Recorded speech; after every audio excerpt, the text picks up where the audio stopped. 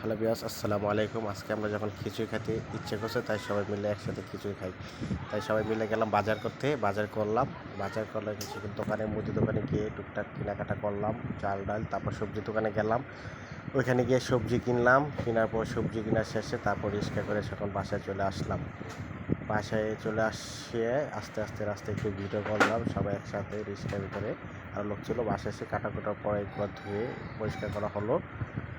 পরিষ্কার করার পরে এখান থেকে ডালগুলো দেওয়া হয়েছে, সবাই একসাথে ডালগুলো রাখছে। তারপর আপনার মশলাগুলা এখানে রাখা হয়েছে, আদা রসুন বাটা সব কিছু বাটা, এখানে টমেটো আছে, তারপর গরম মশলা তেল সহ সব। তারপরে যে চালও ধুয়ে রাখছি একসাথে। চাল ঠাল ধোয়ার পরে আস্তে আস্তে আমরা সবগুলা রাখছি, এখানে একসাথে রাখা হয়েছে।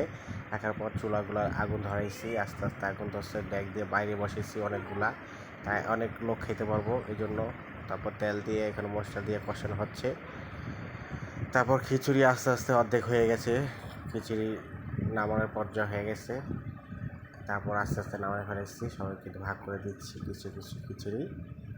তারপর খিচুড়ি দেওয়ার পরে এখান থেকে সবাই প্লেটের বাইরে রাখছি, অনেক গরম তাই একসাথে সবার জন্য বাইরে রাখছি। তারপর এখানে একটু ঠান্ডা হচ্ছে, সবাই মিলে একসাথে যখন বসে একসাথে খাওয়া দাওয়া করার পরে ছবি নিচ্ছি ছোটো। ধন্যবাদ। কেমন হয়েছে ভিডিওটা সবাই অবশ্যই জানাবেন।